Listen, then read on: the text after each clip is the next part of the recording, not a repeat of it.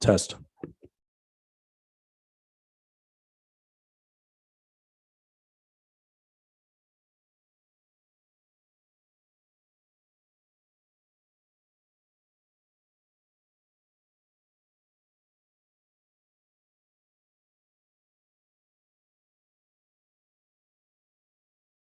Test. 1, 2, 3. Test.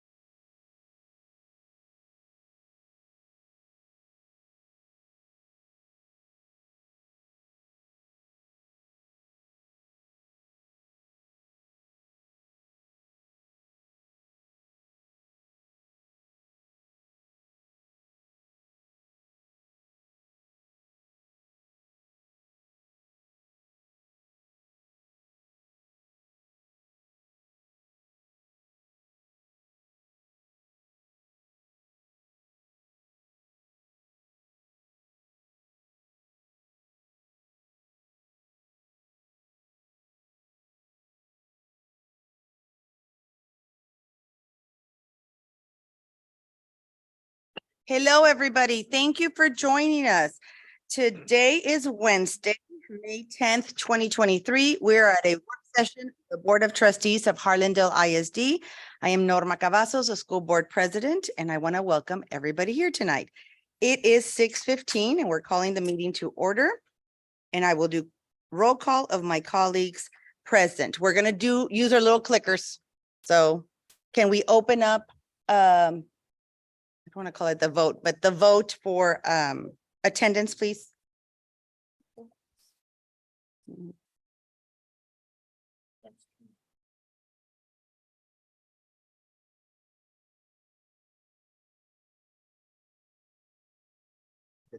Okay, let me know when it. Oh, no problem.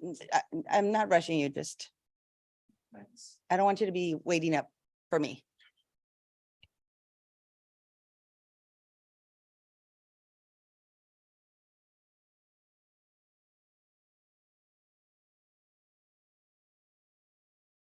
Thank you. Okay, so the vote for roll call is open now. We can use our clickers, yes.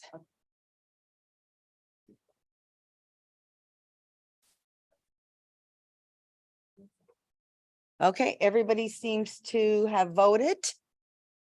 Can we close it now?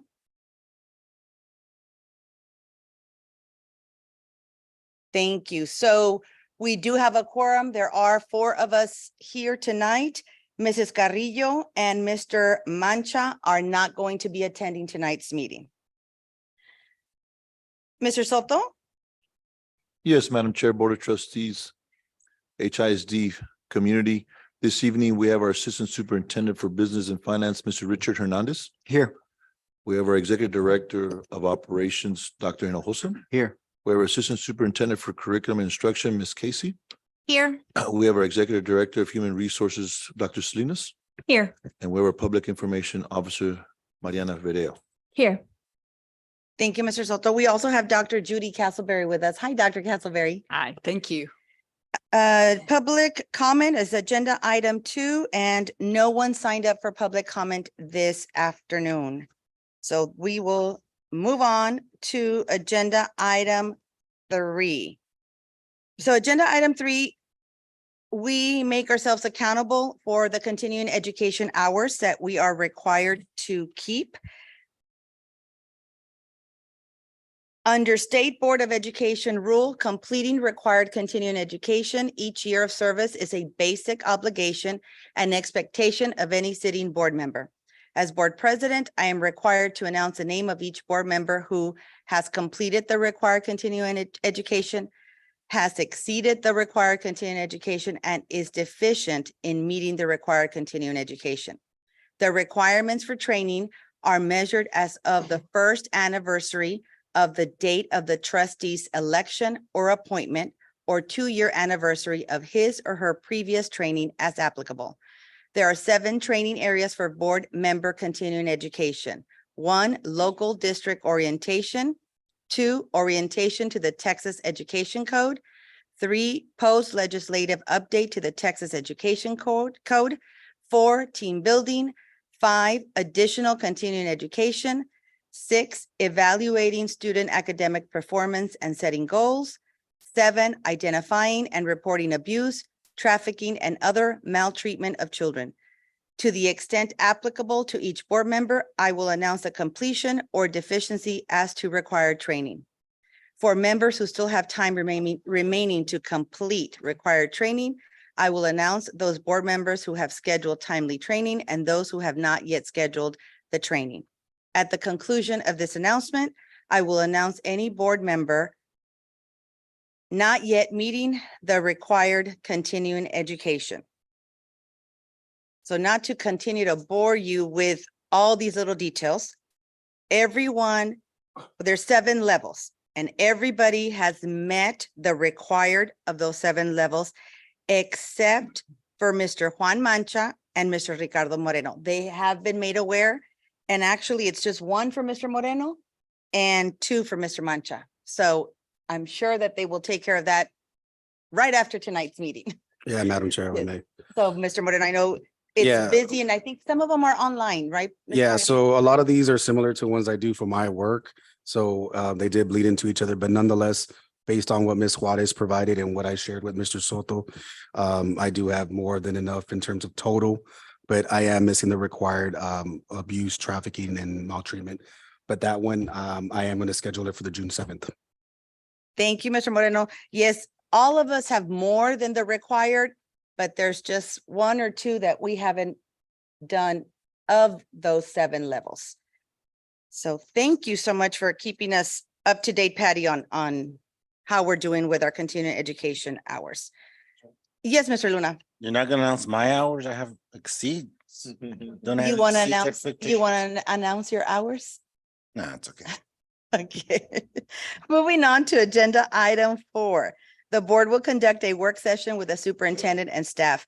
Mr. Soto, are we ready to do that? Yes, Madam Chair. That takes us then to agenda item 5. The board will review and discuss the instructional materials allotment and TEAC certification form 2023-2024.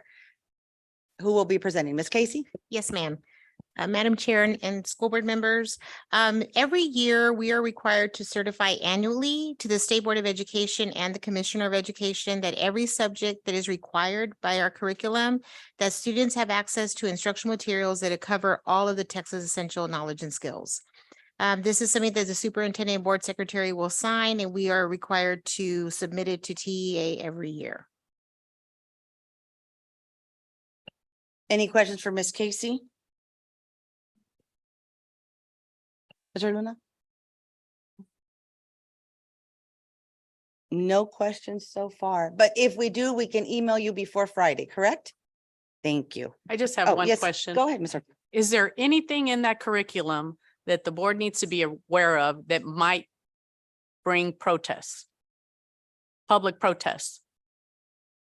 So in this item, this is for the actual materials. All of the materials that we purchase are vetted through TEA, and they're actually off of a list that they provide from us. Thank you.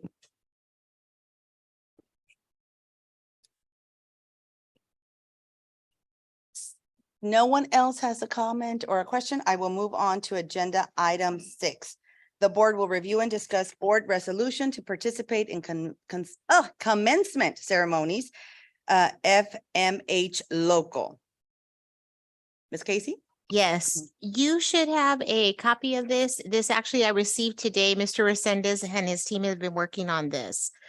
We have commencement ceremonies coming up. We have them on the 31st, the 30th and the 1st. We will receive STAR scores this year on May 22nd, 2023. But because it's an accountability reset year, we will not get a pass or fail on any of our students until August. With these seniors in particular, we will get their raw scores on May 22nd.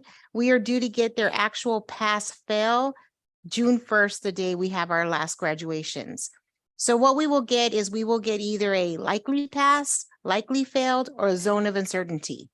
So what we were trying to do is our policy states, if you look at the resolution, our policy FMH states to be eligible to participate in commencement ceremonies, a student shall meet all state and local graduation requirements, including applicable state testing. So students must pass their EOC test. They are allowed to fail up to 2, and those students can graduate by completing a project through an individual graduation committee, but the limit is 2. We have students that may be missing 3, 4, or 5 tests that will be testing. And when they get the results in, we won't know if they're a likely pass. We'll know if they're a likely passed, zone of uncertainty, or likely failed. And rather than deny a student an opportunity to participate that possibly may pass and we won't know, we wanted to come up with this resolution for this year only, where we would suspend this policy with certain criteria. This resolution actually includes what the criteria is. We have about 20 students that this would apply to. The majority of those students are at Frank Tejeda Academy. We have about 15 there, and then we have 2 or 3 at McCollum and 2 or 3 at Harlandale. What we didn't want to do is deny them the opportunity of participating in their graduation. So if we have a student missing 1 or 2 STAR tests, they'll complete their IGC in the areas that they failed. They can graduate through a committee and participate in graduation ceremonies. It's students that are missing 3 or more. And so what we did, we worked with the campuses to determine a matrix.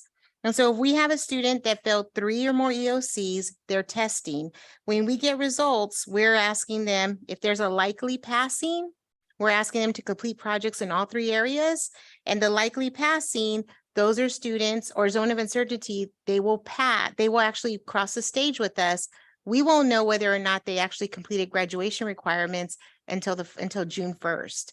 At that point, parents and the children and the students will be, they'll be well aware of the fact that if you participate in ceremonies, that doesn't mean you necessarily are graduating. Graduation will depend on these results. So we actually have that for students that are passing 3, 4, or failing 3, 4, or 5 EOCs. There's actually a chart on the second page that kind of dictates, if I'm a student and I'm missing 4 EOCs, I have to get at least 1 likely passing. I have to get at least 1 zone of uncertainty, and I have to complete my projects. If I satisfy all those requirements and I'm missing 4 tests, then I can participate in graduation. If I get a no in any of those areas, then that would deem me not eligible to participate in commencement ceremonies. We do have summer graduation, but we also know that summer graduation is a very different ceremony compared to our graduations in May. And for a student that might have the chance to graduate with the rest of his classmates in May, we felt that in the best interest of those students that we would develop this So we would provide that opportunity to all the students. Thank you, Ms. Casey. I have a question. When you say they're missing tests, is it because they just weren't there the day the test was given? No, our students, we actually have a window to administer tests. We have 2 weeks to administer them.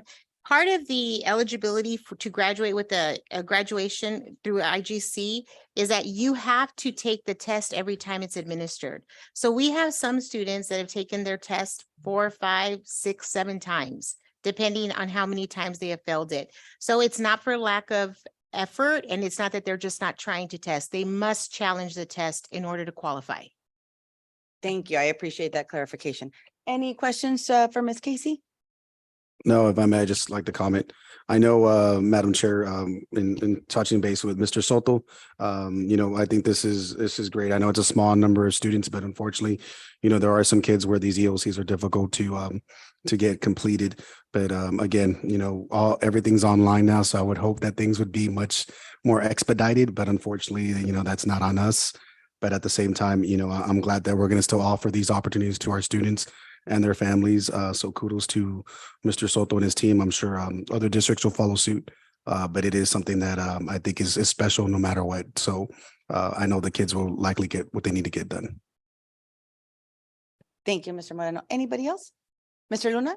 Yes, just a point of information. Who determines that actually at the end is Mr. Soto, the final, right? Like he usually does at the graduation, So that they meet requirements? the committee, is that the question? The committee is actually a committee of an administrator, a parent, the student, and then of course a teacher.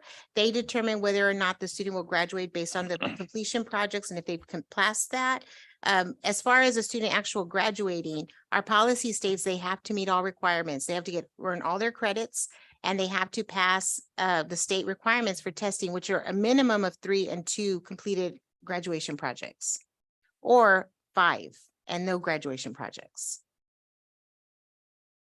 So I'm just wondering during the ceremony, like Mr. Soto normally says, by authority granted.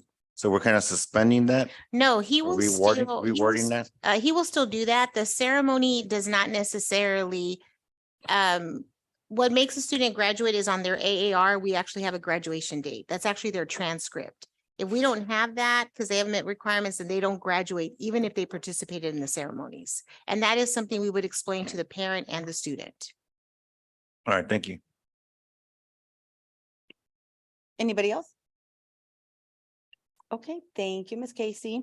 Moving on to agenda item 7, the board will review and discuss the investment reports for quarter ending March 31st, 2023. Mr. Hernandez? Yes, ma'am.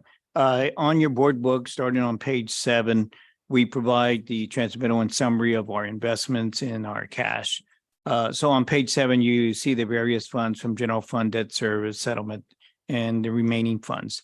The total amount of cash and investments that we had at the end of March 31st was 131 million.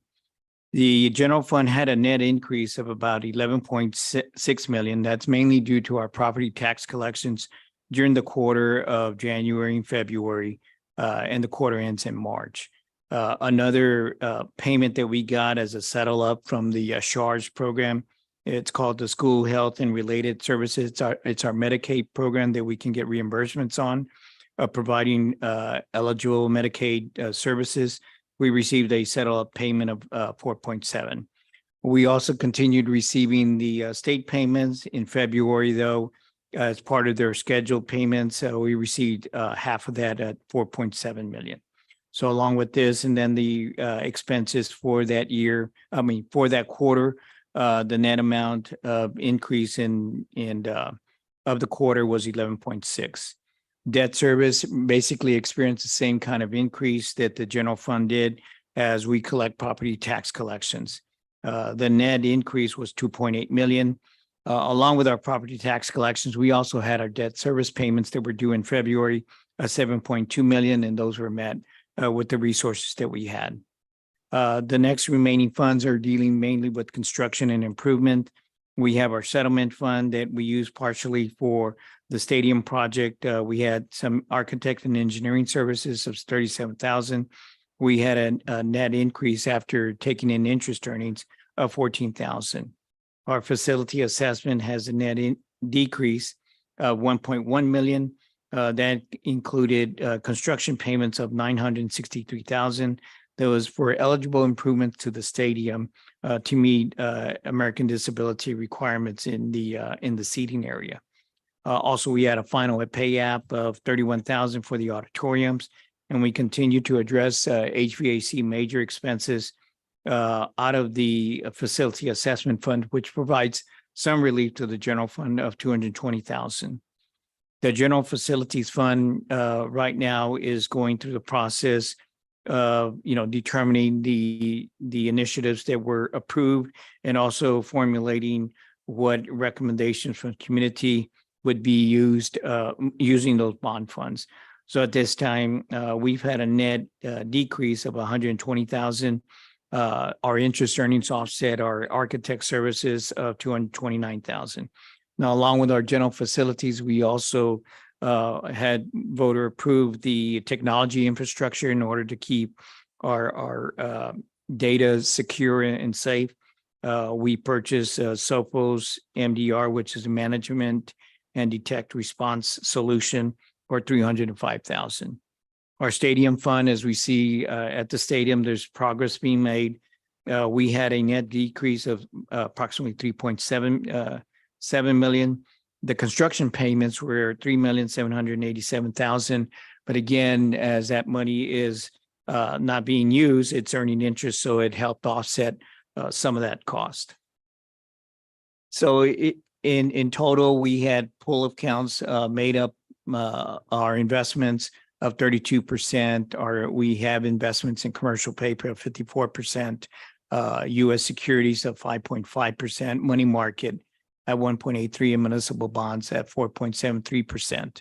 We minimize the amount of cash that we have on hand at 0.9%, and the interest earnings that we're seeing for this quarter and continue to improve as the Fed rate goes up ranges between 0.84%, which is mainly in our cash, up to 5.3%. So the opportunity to earn additional earnings, interest earnings to help offset cost is improving for the district. Be happy to answer any questions. That concludes the report. Thank you, Mr. Hernandez. I do have 3 questions, but Yes, they're ma'am. the same questions. So on the facility assessment fund, the general facilities fund, and the stadium fund, that is not bond money. Those are those improvements that we made before we started making before the bond election. The general facilities fund and the stadium fund are bond monies. Oh, they are. Okay. Those are bond monies. Okay. The facility assessment fund is the maintenance tax notes. Okay. Thank you, Mr. Yes, ma'am. Hernandez. I appreciate that. Yes, ma'am. Anybody else?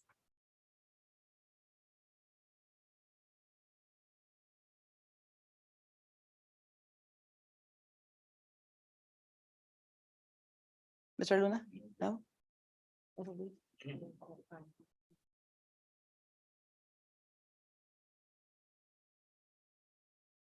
Nothing else? Okay.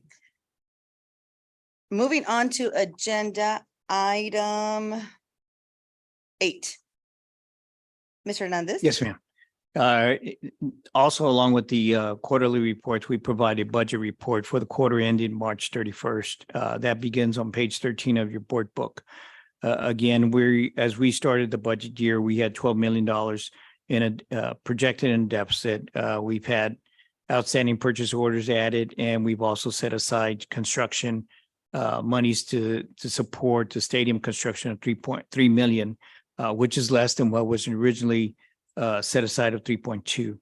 Now, our attendance appears to be holding at an additional 100 students for the year. But again, we won't know that until after we've completed the year.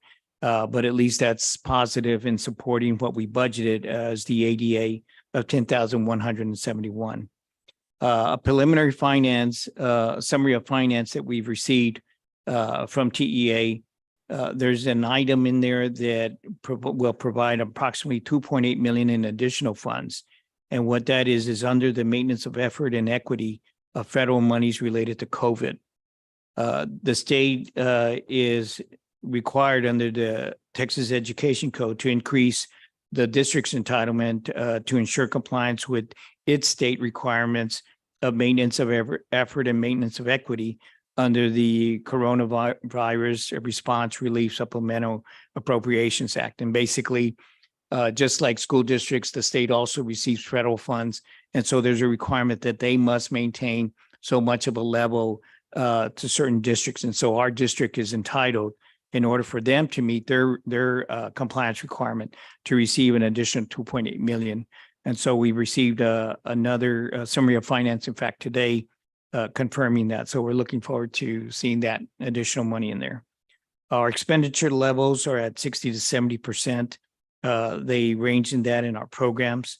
And as I mentioned earlier in the investment report, our general fund and our debt service, when you look at the budget report, reflects a significant increase in our property tax. And again, because our property taxes are collected during the January and February period.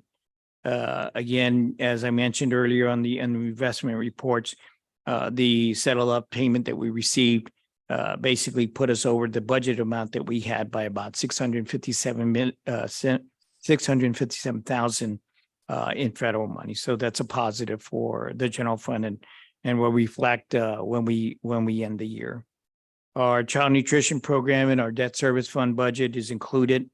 Again, as I mentioned, the debt service does reflect bond payments of 7.2 million that we needed to make in February. So that basically provides a summary of the budget report. Be happy to answer any questions. Any questions for Mr. Hernandez?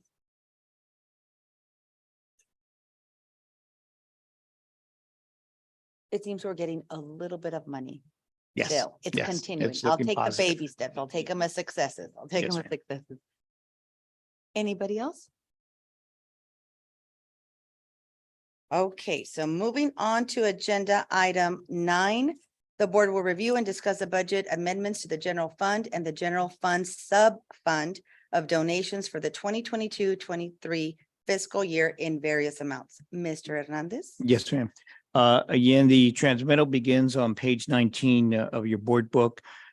Basically, the budget amendments 1 through 4 that you see of campuses and departments, these are amendments within their campus allocation or the department allocation. So this is not any type of increase to the budget in expenditures. The first budget amendment, basically the Harlandale Alternative Center within their campus allocation is looking to purchase Inspire calculators for their students to use during the STAR and end of course exams. After they've looked at and assessed their staff development needs have been met, they're proposing to amend their budget to move it to direct instruction in the amount of $1,700. Adams Elementary each year sets aside monies in order to continue their initiative of providing safety at the school in covering windows with a safety laminate. And so as they approach the end of the year, they were looking at continuing that initiative and also improving on their murals. They classified that expenditure under a function 11, but it should have been under function 23. So this is merely doing a reclassification of the budget. But again, they're following through on what they initially wanted to do at the beginning of the year. The next item is budgeting funds in order for the district to comply with what is called the Governmental Accounting Standards Board when the district reflects leases. When in a couple of years ago, the district, when it has its copiers, it would reflect them as rental. Under this new, what they call GASB standard, they now need to be reflected as a capital purchase or capital lease, basically making payments on the rental of the equipment, which we will own at the end of the lease term. And so when we start the year, we want to properly reflect the benefits of these leases and where they benefit at the different function levels of expenditures. But in the end, in order to comply with the GASB requirement, they are required to report the payments under a function 71. So this is merely reclassifying in order to meet the reporting purposes at the end of the year. The next item is to amend the budget in order to meet the appraisal district's fee in their appraisal fee. When we first budgeted for the Bexar County appraisal, we just did it based on prior year fees. But then they get adjusted based on the total appraisal cost for all governmental entities that they provide the service to. So in looking at the other function levels, the JJAP, we did not have as many students enrolled. And so there are funds, again, staying within our budget that we are proposing to amend and transfer in order to cover our Bexar County appraisal fee. The next items are dealing with the donations to sub-fund. We received donated funds from the community partner and child advocate. And so they provide that in order to us to use as we see a need for. Luncheon is provided for our community partners to thank them in providing their support for the care center, the family engagement and counseling and social workers. And so $2,500 in coordinating this with the community partner and child advocate to use in order for in that collaboration of that luncheon. The next item was we received a donation from the San Antonio Sports Foundation to promote the Fit Family Challenge Support Program of $1,000. And so that money is being budgeted in order to benefit that program. And that's the conclusion of the budget amendments. We'll answer any questions if you have. Any questions? If I may, Madam Chair. Yes, of course. So just one thing, I guess, Mr. Soto or Mr. Hernandez, in regards to item 2. I know there was a partnership collaboration with Avante. I guess this was more of a campus initiative away from, the safety safeguards they were going to have for us. Yes, sir. This is included with those as well. Oh, it is. So then this is. This is separate from that. Yeah. initiative. Okay. So That's what I those was trying to are clarify. continued. Yeah. Okay. Yes, sir. Because I know they're the ones that are right in the front in front of the, as soon as you pass by. Okay. Right. Mhm. Yes, sir. Any questions for Mr. Hernandez? And if you come up with some after the meeting, we can email Mr. Soto. Okay, moving on. Agenda item. Where are we now? 11. No, 10. So yes, so the board will review and discuss the resolution for schools and libraries universal services E-rate for the school year 2023-2024, authorizing the filing of the Form 471 applications and the payment of the district's share upon approval of funding and receipt of services. Total benefit to the district is $453,472.12, and the total cost is $51,487.81. Funding for the district share is from the general fund. Hi, Ms. Martinez. Good evening. So the approval of this resolution authorizes the filing of 2 E-rate applications for funding year 2023 and 2024, and the payment of the district share upon approval of the funding and receipt of the services and products. The first application request for category 1, which is basically internet access. The second request, which is category 2, is the purchase of network equipment and the maintenance of existing network equipment. Both applications ensure the continuous service to students and staff by providing access, hardware, upgrades, and technical support for the district's network support staff. Any questions? Ms. Martinez, so this is equipment some equipment we already have. We're just doing upgrades on it. No, it's maintenance on the equipment that we already Okay, have. maintenance on the So- equipment that we already. Yes, and so if you recall, back in January, I actually came and said, pending E-rate funding. So this is just getting your permission, or basically promising the federal government that if they give us the funding, that we will pay our share, that we can afford to pay our share. And our share would be the 51,487.81. That is correct. Okay, and we would have a value of services in the amount of $453,472.12. That is correct. Okay, And it's services and or products. It could be things. thank you so much. Anybody else for questions for Ms. Martinez? Nope. Okay, are you on the next one, Ms. Martinez? Yes. So agenda item 11, the board will review and discuss the purchase of 600 Earthwalk Saver Series cabinets. These are compatible with Chromebooks, iPads, and tablets, laptops. They allow us to store, secure, charge, and deploy up to 16 devices in each classroom. Total cost of the district is $147,385. Funding will come from the district's general fund allotted to support technology in our schools. Ms. Martinez? So in our schools, student devices and batteries have been put to the test in the past few weeks. The extended time on the STAR test has been outlasting the battery life on the student devices and creating situations where kids had to be moved around, devices switched out, and extension cords run across rooms. As you can imagine, many students do not charge their device the night before. Implementing the one-to-one student-to-device technology gave our students an exciting new way to learn. However, it also means that we need to provide our students with an effective storage and charging solution that is readily available in the schools. Earthwalk Saver Series cards secure and charge the mobile devices. They're compatible, as you said, with Chromebooks, iPads, tablets, and laptops. They allow us to store, secure, and charge up to 16 devices in each classroom. The Saver Series is available as a pre-wired charging card solution, which means it's a complete plug-and-play technology, just straight out of the box, basically. The cabinets are made to either sit on a desktop or be mounted to the wall, and the cost includes the mounting kits as well.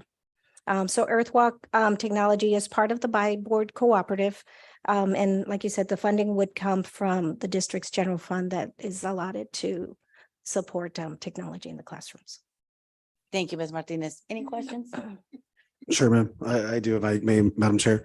So I know with this, Mr. Soto, I mean, this is, it seems like a solid idea, a really good one. Do you know what size they are? Because I know in classrooms, we're always about what's the size, where we at, how much availability do we have, wall space, all that.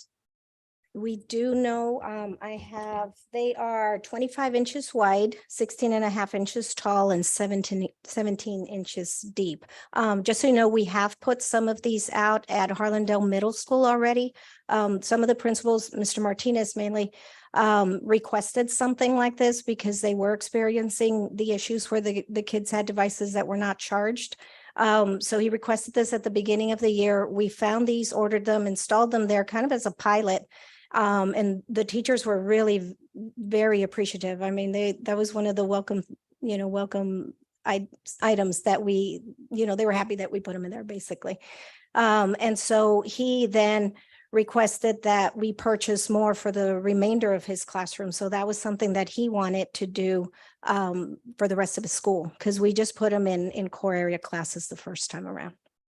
And I mean, I know this is kind of off the wall, but I know a lot of times, phones are always a big issue, right? So I'm kind of curious. It wouldn't be like, when we do like with the shoes where we try to put them in there with the pockets, it's not compatible to that. Only if it's like an Android or possibly like an iPhone, they could still charge their item there. Like we could put their phones there too, like the kids' phones, because I know that's always kind of something the teachers are kind of trying to manage. And then also if you have like a little area where they can charge, that'd be supportive to them, because I know you tell them out of sight, out of mind, and they're still kind of putting them out there. But I'm kind of curious if they're still that's able to be used like that too. That'd be kind of a neat thing. It would be, because the plug is the same. So how we charge our iPads is the same as how I charge my iPhone. So it would be the same connection. Because I think that would just help manage certain behaviors. That would be fantastic. And then I guess, Mr. Soto, with this, we're still the kids are still going to be taking home the laptops. That is correct, Ms. Martinez, if you want to let them know about the summer plan that you have. So what we've done for summer is, if the students are in summer school, we allow them to keep their device. The students that are not in summer school, we usually pick them up because we do like a power wash on them. We get them ready for the next school year, basically take out items that they've used in the second grade, but won't necessarily need anymore because now they need third grade items. And so the other thing that we've done is we've put additional units into carts or bins, and we're delivering those to the summer school schools so that if there's a student that, didn't charge his device or just didn't bring it that day, there's still one that they can use on loan that day. Now, in regards to like maintenance and or like wear and tear and, kids misusing them, are we finding the one-on-one still being really efficient? Or because I know with ours at my campus, like it's just when testing is happening, as of we did yesterday, keyboards are broken, things like that. The teachers do a really good job of reporting when something has been broken. We have gotten quite a few. The technicians that we have on staff have been trained to replace screens. And so that's really saved the district a lot of money in repairs because we're doing them in-house. Whenever we have a device that is maybe not repairable, we're cannibalizing it to repair a different one perhaps. And then there's still one of the applications that we did with E-rate, there was another part of E-rate, which was the emergency connectivity fund. We still have the ability till the end of this calendar year to purchase additional ones to replace the broken ones. And we actually got, I got a count just today, in fact, so this is very timely. I got a count today of all the broken devices that we've received.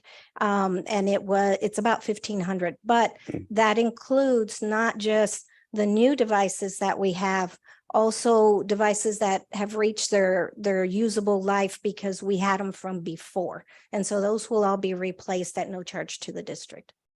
Well, that sounds great. I'm glad we're being efficient with the use of it because I know it can become a little cumbersome, and we sometimes our kids are a little more rough than what they need to be with those items. So thank you. Anybody else?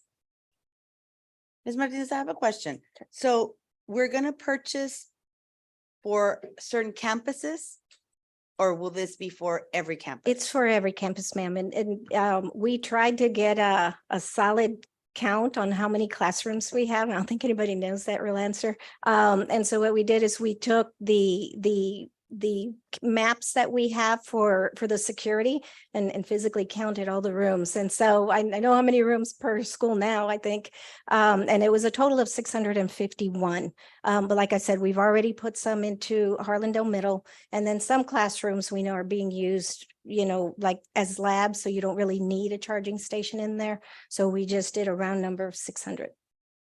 And then I have another question. So right now, is the outlets the only source for recharging those devices? Yes, and what we were finding was that some teachers were buying like the little strips that you buy like at Walmart and stuff, and just trying to use those. So it's really inefficient and unsafe if they started to daisy chain those power strips. So we're trying to avoid that.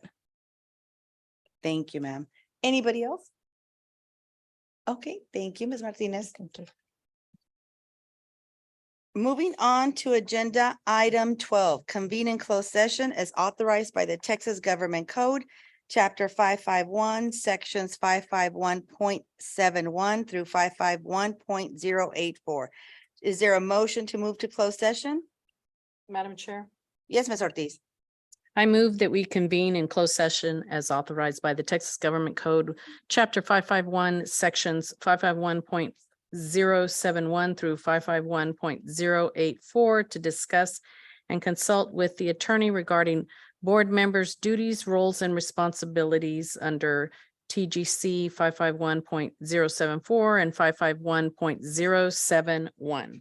Thank you, Mrs. Ortiz. Is there a second on Mrs. Ortiz's motion? Madam Chair, second. Thank you, Mr. Luna.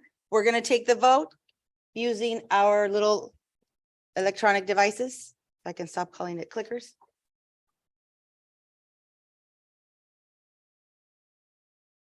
Right. I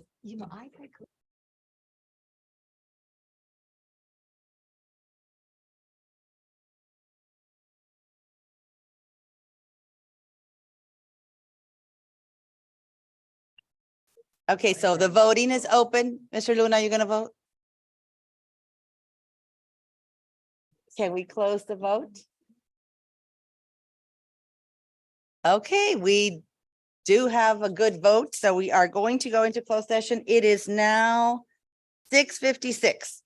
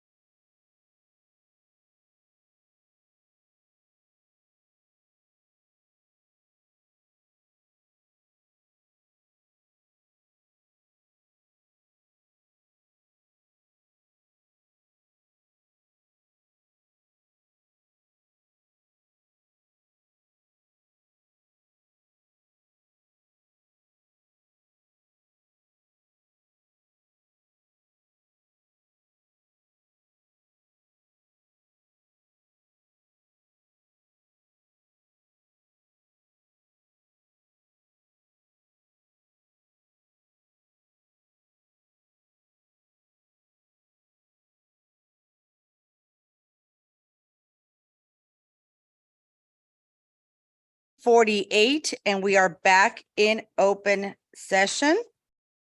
Madam Chair. Give me 1 second, Yes, ma'am. Mr. Moreno.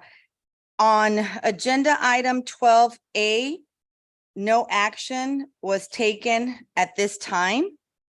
And before we move to agenda item 14, I failed to mention, and my apologies, that Ms. Limon is not here. I just assumed that we knew she wasn't here because she's always at every single meeting, but today she was not present. So Patty, can you please put that on the meeting minutes? Okay, go ahead, Mr. Moreno. Madam Chair, I move to adjourn, please. I will second your motion, and let's use our technical device to do the voting to adjourn the meeting. No action taken. Yes, I did say that. 12A, no action taken at this time. Yes. Okay, so let me know when the voting is open. Okay, we can vote on adjourning tonight's meeting. Really? Mr. Luna, let's not start, please. Can we close it now? Okay, we do motion to adjourn tonight's meeting carries. It is 7:50.